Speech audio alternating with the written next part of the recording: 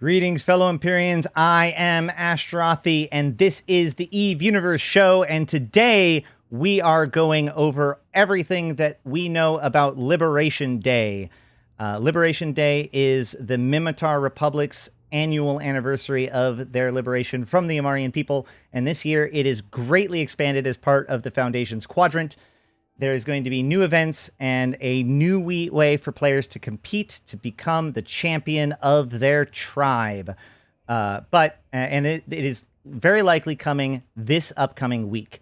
So I am on Singularity as we speak, and we have all of the information on Singularity, the changes from Singularity to Tranquility, Singularity being the test server, to Tranquility, the primary server, right here. And we'll be going over all of the changes in Singularity real quick.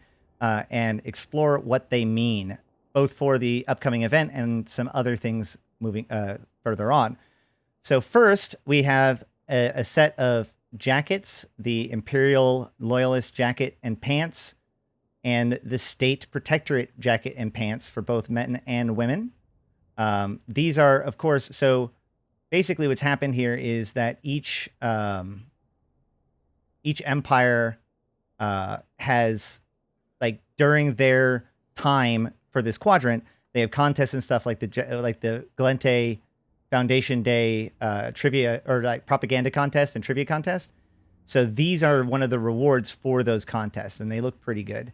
So this is going to be for the, of course, the Amar and the Caldari version, jacket and pants. Cool. So next comes these Aegis battleships. These are very interesting. So we have the Aegis battleship, cruiser, and frigate.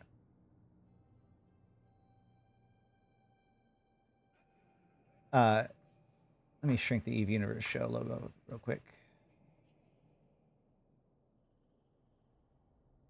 There we go. A little bit something more manageable. So these are new rats. They're just new instances of normal rats. They're, of course, made to be a Marshall, the Concord ships. They are listed as Aegis. Aegis is, of course, the corporation, Concord side of the corporation that it makes up Edencom. It has been interesting to me that these guys have been named Aegis, but these are part of a ongoing release that CCP's been doing for the last probably 2 to 3 months or more. They've been putting in these Aegis rats and Aegis site information. This shows me that this is going to be a new site.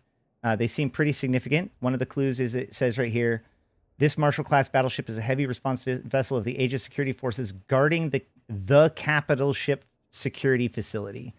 So there's an Aegis capital ship security facility that they're guarding. So that's one of the pieces of clues. Edencom no, drifters are not Aegis ships. Like I said, Aegis is just a branch of Concord. Aegis is actually technically their like ground troop branch. Anywho, the enforcement class cruiser is a type of vessel. Yeah, so capital ship security facility. So all of these are guarding a capital ship security facility. Then there is a new Gunstar, which is called Aegis Security Gunstar. I think this is just the normal description for Gunstars. Then you have this heavy Gunstar, same. Then you have the proximity mines. So there are 2 more proximity mines that were added, which I think that brings the total number of these proximity mines that have been added to the game to like 5 or 6. And of course, what I don't have here is all the stuff that has already been added to the game, like the sensors and the scanners and the hacking cans and stuff like that. So I'll talk very quickly about this. My prediction, I'm calling it now, my prediction is these Aegis sites will be coming out in the very near future, will be very advanced hacking sites with like crazy stuff to deal with. But this is going to be the source of the reserve bank keys. That's my bet. After looking through everything, that's my guess. The central can, the final prize, when you hack it, will likely provide the reserve bank key.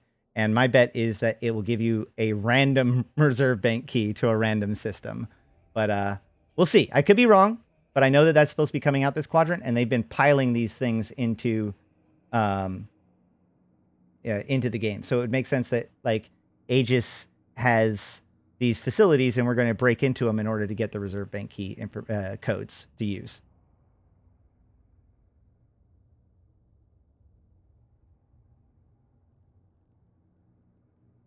Now let's move on to the actual stuff, like Liberation Day stuff.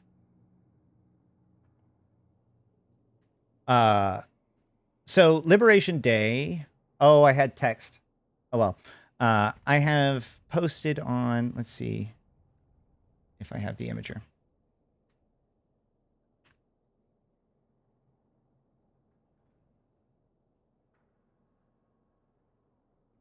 Here, I didn't think I was going to need this.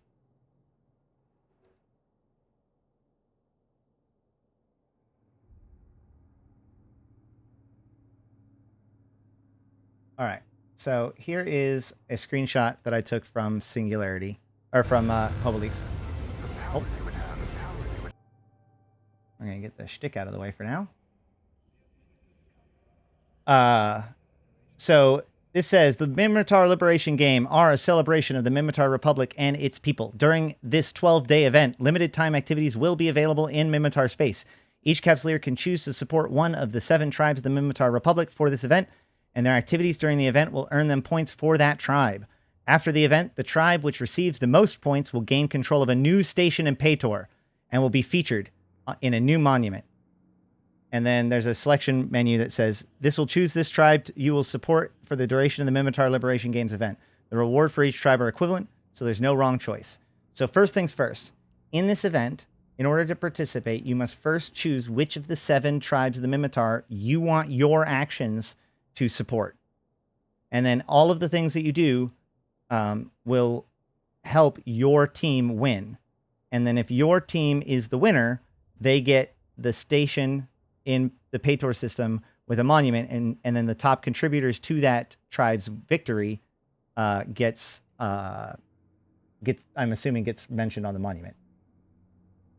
So that's the premise of the event. So we have these different flags, and so the other thing is that we have a set of skins for each tribe. So I'm just showing the Rupture skins for here, but there's one for each guy, and we can show them afterwards. So Brutor gets that, that's the Brutor skin.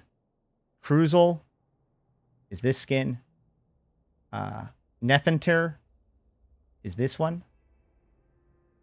Sebestier is there. Starkmanir is that one. And Thucker is this one. And Vecchior is this one. So, if I don't know, I assume it says that the rewards are equivalent. So I'm assuming that as you become a champion, you'll work down the track to get all of the different skins of that line. So you kind of choose which one you want, but I could be wrong on that one. Either way, let's look at more of this. We can look at more of the skins in a little bit. But so each tribe has an assembly or an embassy, which tells you about the tribe. And, each tribe, of course, has their own characteristics, which is what defines them, strength or perseverance or whatever, right? So, it helps give you reasons to why you might want to join one of the tribes as their thing. And then they have the full caravan structure, a whole bunch. And then so there's a cathedral, and there's a memorial statue for an older Minmatar, or the former Minmatar leader, and one of the captains that was mutinous against the Republican fleet and had to be taken out by order of Karen Midgelar. So there's a bunch of stuff being put in addition to just the game, or this fight, or this event. And some of these things are likely going to just stay in forever, like the monuments. These are they continue to flesh out the monuments in the world. I said Thucker. And then there's also the Battle of Fort Kavad monument, and there's other large collateral objects that were put in, obviously, to flesh out these sites. So then for the Liberation Games, there is a novice data vault.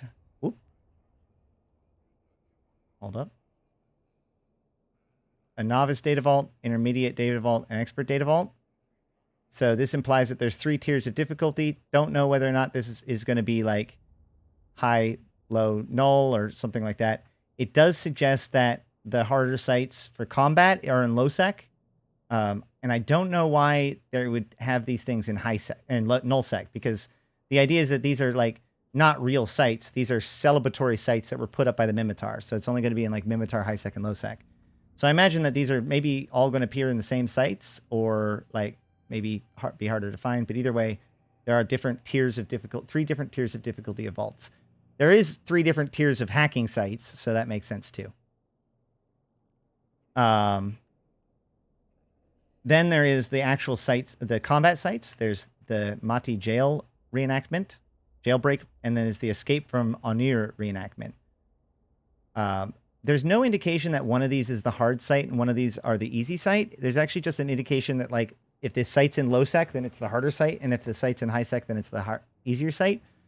But I'm not 100% sure. You can tell by the text that these are different events, but they're somewhat similar. Like in both cases, you just kill a bunch of Amar not road drones, but Amar drones that are meant to look like those ships in order to reenact these events. But the interesting thing is, it only allows T1 and Empire T1 and T2 and Navy faction frigates, Empire T1 destroyers, and Empire T1 and Navy faction cruisers. So this seems to suggest no pirate and no Triglavian anything, and no T2 cruisers. So it's a very small subset of things that can go in there, which is again going to make this really cool for like guys that want to just roam around in a small band and do like low sec PvPvE sites. But we'll have to see. The rats themselves, like I said, they're drones, but they're rats. The main prize is the prophecy, and you can see that it even says like the elite one is in low sec, and the normal one is just around, and it says that it's the final and most challenging opponent for the Liberation Games reenactment site. Valuable items can be looted from its wreckage. Destroying it will contribute to your points to your chosen tribe's overall Liberation Games score. So cool.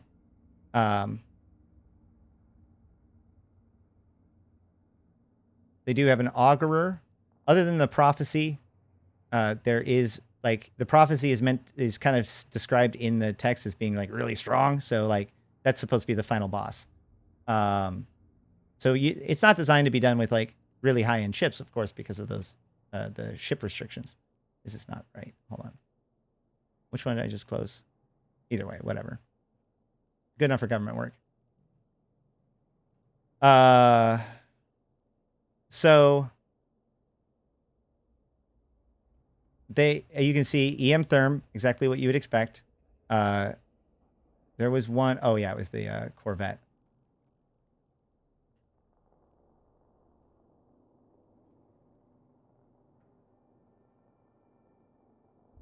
I did find it interesting that the Inquisitor does explosive damage, but I assume that that's only because like the Inquisitor must use missiles, but I think it's mostly Logi. I'm not sure. But either way, so heavy EM Therm, a little bit of explosive. You'll want to shoot explosive. And it looks like the loot, like there's no loot on any of these things. This is a drone that uses holo projectors to trick your camera drones into believing that it's a real drone. Excuse me, a real ship.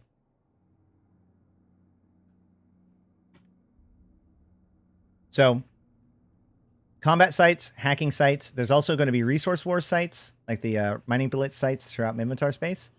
Although I don't know whether or not that is going to be contributing to the score. I assume so, but I mean, I don't know for sure. So let's talk about rewards. I closed my thing. There we go. Hold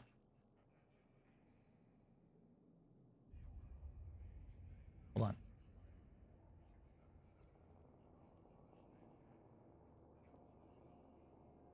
All right. So let's talk about rewards, I think. Hold on, let me double check. Yeah, let's talk about rewards. For rewards, we have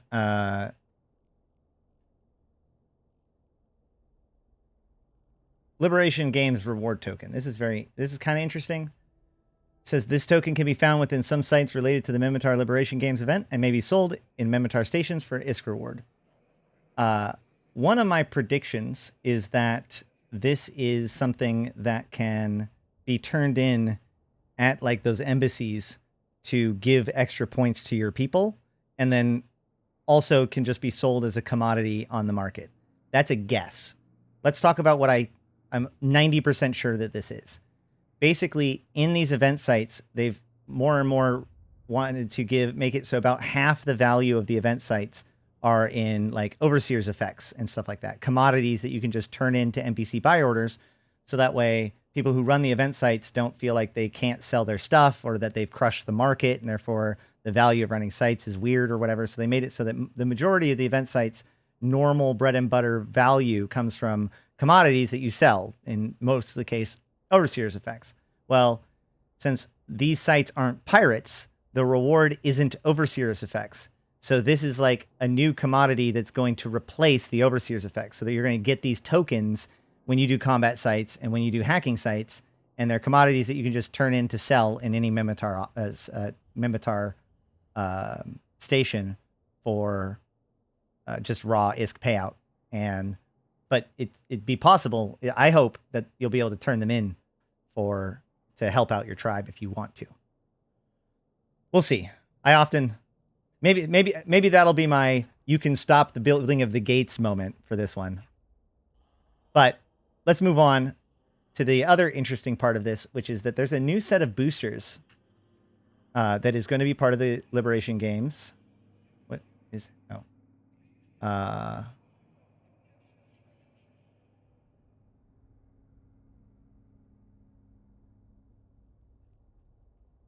I'm just pulling out the most powerful version of them, but they all have 3 tiers, as you can see. So one is a damage bonus to projectiles and missiles. One is a accuracy bonus, which in this case is a tracking speed and missile explosion velocity bonus. And one is a range bonus, which would be optimal range and fall off and missile velocity bonus. And the most interesting one to me, 10% bonus to stasis webifier range, target painter range, and target painter strength, base duration 2 hours. So I assume that these are probably going to be gotten through logging in, but also these are probably going to drop in the combat sites and the hacking sites.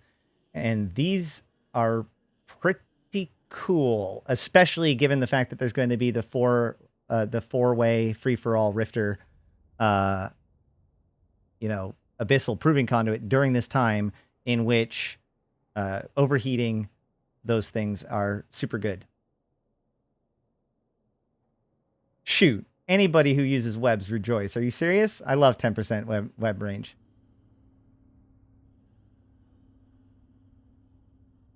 I might have to fly around like in a Shumu or something. Finally, I think that's it for like that. The structure of the event. So the only thing left I have is just all of the skins, and oh my, so many skins. So there is basically a full set of Republic fleet skins.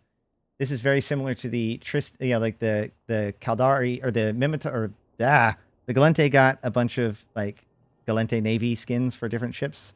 And so now a lot of ships for the Mimitar. This is probably going to be a generic reward as part of it seemed like, because, the Navy's part of all of them.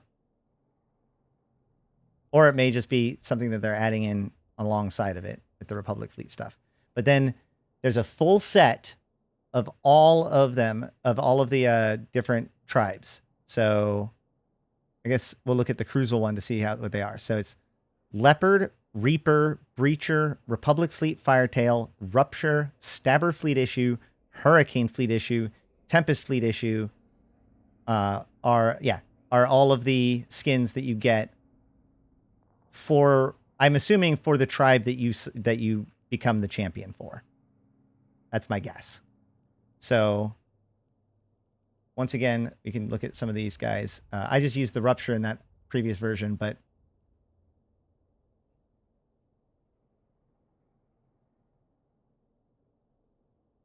one of the things I was thinking about doing, guys, is because I can change my emotes pretty quickly. I was thinking about taking down all of the Precursor Crisis emotes for this time and putting up the 7 tribes of the Mimitar as my emotes for this, just for the this event. So that way people can like spam their stuff.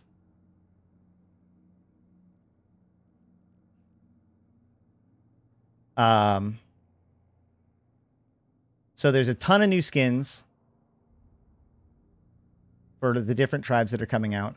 There's a lot of reasons to want to champion for one tribe over another. And I'm hoping that we're going to get a bunch of streamers or other people that come out and say who they're going to be supporting and really go for it. I know that we were talking with the Aeron guys. We are very interested in supporting, if we do end up doing it, based on faction warfare timing and all that stuff, we're looking at the Crucial. We feel like they are our brethren in arms, for Aeron Robotics at least. I know that Elizabeth was Sebister all the way.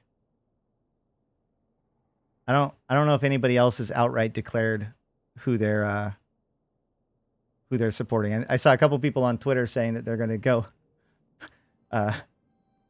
help out the Amar. So, we'll see how that works. Let's see. Yeah, so just to recap, you in this event, which is probably starting on the 7th, I want to say, I think, but I don't know for sure. It's a 12-day event.